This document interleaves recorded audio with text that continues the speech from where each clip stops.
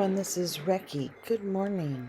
Today what I'd like to do is start a small series of videos for a friend of mine who has been new to Oxygen Not Included. She just received Oxygen Not Included as a gift yesterday, and sometimes Oni can be a little less intuitive than we would like.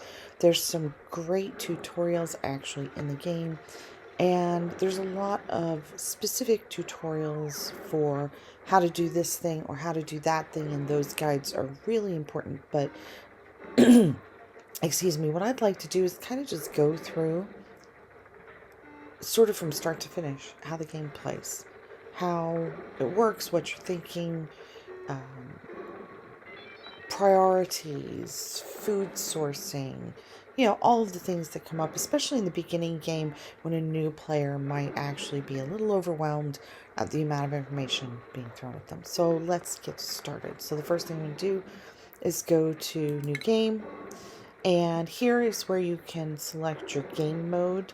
Survival is basically, everything's difficult and how long can you stay alive, and no sweat is what I usually play on.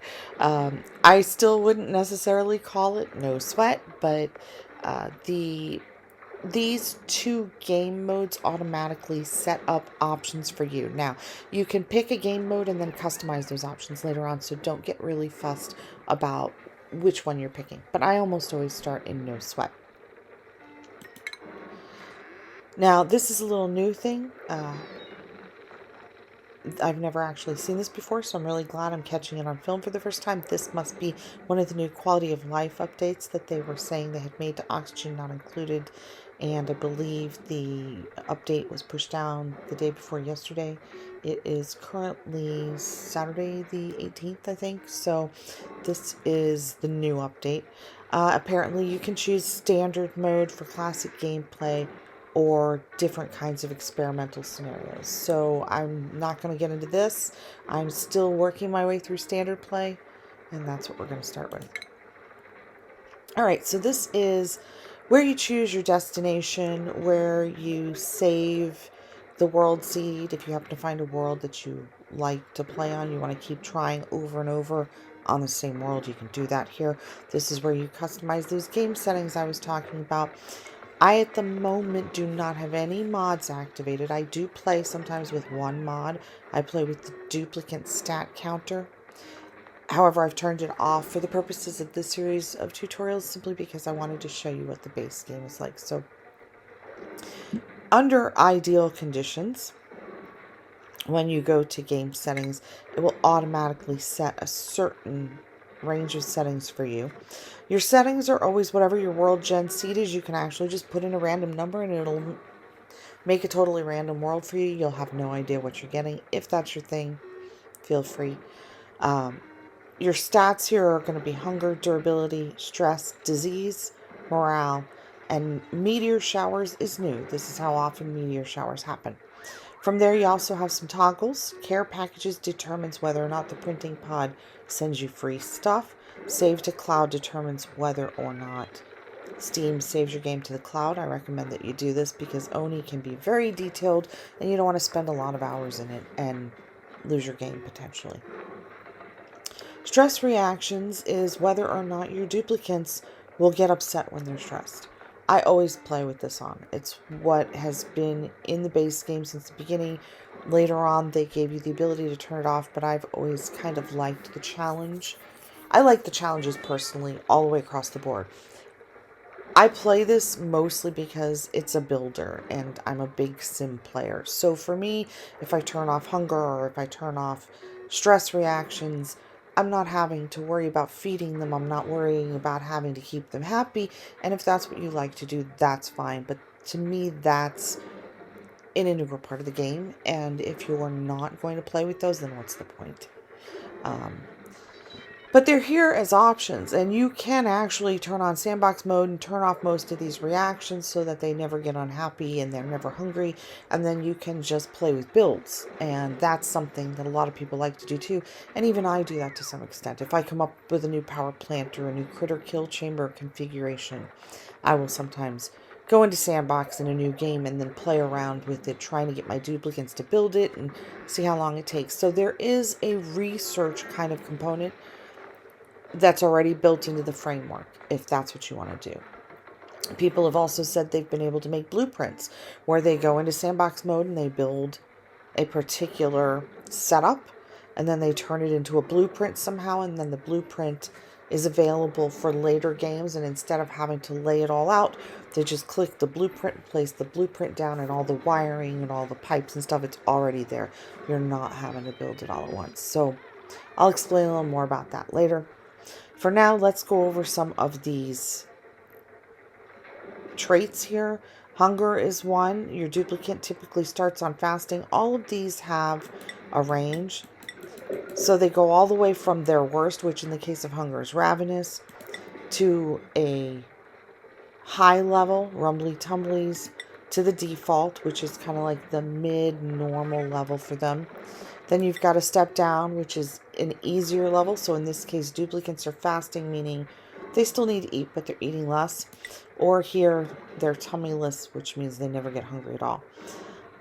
This is going to affect how often they need to eat, and that's also going to be affected by your number of duplicates. So for example, if I'm playing with 3 duplicates, I usually leave it on what Clay has set up already, which is fasting. This means that your 3 duplicates don't need to eat every day. They eat typically every other day, and so instead of needing 3 rations of food a day to keep them alive, you only need basically 3 rations of food every 2 days to keep them alive. So you're halving their food consumption, and that can be important, especially with the more duplicates you have. If I'm playing with a single duplicate, I will usually put it on the default, and the reason is because when they eat, they can get a morale bonus. So if you don't care whether they're getting the morale bonus every day because they're not having to learn all of the skills, then putting them on fasting is okay because they won't eat every day. But if you want them to get a morale bonus for eating food every day, then you put them on the default and realize that that means that every single duplicate is going to need to eat every single day. Durability is the durability of their items. In this case, Clay has already set it to the best option, which is indestructible. Everything from here means that your equipment needs to be repaired. Stress level, which is chipper, that's what they start at, means that they're in a good mood versus a bad mood. If you continue down this level, Cloud 9 means they never get stressed. So you don't have to worry about their morale. Again, like I said, to me, it's kind of a what's the point if you're going to put it all on the easiest level? But maybe what you want to do is put it on all the easiest levels to start with, just so you can get a feel for the game. Maybe you don't. Maybe you want to start it on normal levels so you know what you're dealing with. That's up to you. And then, of course, you've got chipper, your default level, and all the way up to really depressed, where you have to kind of really work to keep them happy. Personally, I would never choose that. I always leave them on either chipper or the default, depending on what my mood. Disease, again, Clay is giving you a bonus here. Total immunity is the best. They're starting you off at germ resistant. From here, everything is worse. You've got your default, or you've got them easily getting ill. Morale, they're not starting you at totally blasé, which is the best. It means that they never get morale problems at all. They're giving you chill, which basically means that your duplicates are less likely to be unhappy about things, and then you have a little more time to give them morale boosting things like good food and great decor. Now this is a new one to me, so it looks like meteor shower starts on spring showers. They're less frequent and less intense than usual, so this must be one step down from the default. Continuing down, clear skies means no meteor showers at all. And then we've got our default, of course. Cosmic storms, meteor showers are more frequent and more intense than usual. And doomsday, apocalyptic hailstorms. So, this is like if you happen to be into, disaster movies? This one would be for you. And as you can see, you can easily hover over these, and it will give you a description of the level that they're at. I'm just going to kind of leave everything the way they are, except hunger. I'm going to put it on default for now. Well, no, you know what? Let me show you how it is when you start. This is how you start with your settings as recommended by Clay. So if you go straight into the game without looking at the settings, this is what you're going to get. So this is what your game experience will be like if you don't mess with this at all. So from here, you can pick your world, which is really nice. I recommend you start on Terra. That's the one that's automatically chosen for you. And it'll say starting asteroid Terra. You can hit this and it will shuffle the world seed specifically just for Terra. I believe if you go into game settings and you just put a number in or you randomize it, you're going to get any one of these. But if you're focused on a particular asteroid, your world gen seed here will only affect that, or will only be selected from that asteroid's configuration.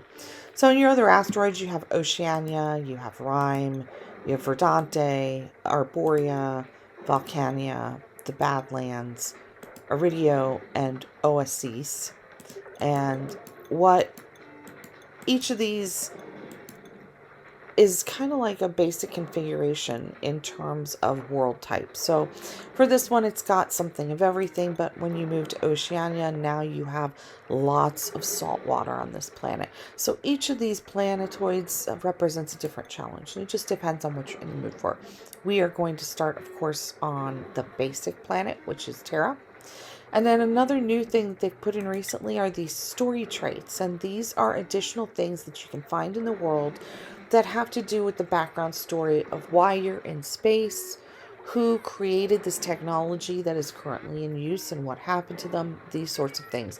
And there are different buildings that are left behind that you can then research to give yourself additional technology or to give your duplicates extra traits. I haven't played through all of these, so I typically leave them on and try to find them. And we'll just work through them in game together and see how we like them. So this is what it is in the very beginning, and this is just what we're going to select for our game start. And then the next thing we're going to do is we're going to hit start game, and it's going to go immediately into the animation for creating the world. And down here it's got a little text that tells you what's going on. So, and if you're interested, what I've got here is I've got a notepad up from the in-game menu, and I've also got FPS up so I can get an idea of what's going on. And I'm going to go ahead and cut this part 1 here, and we're going to roll into duplicate selection in part 2. So see you soon.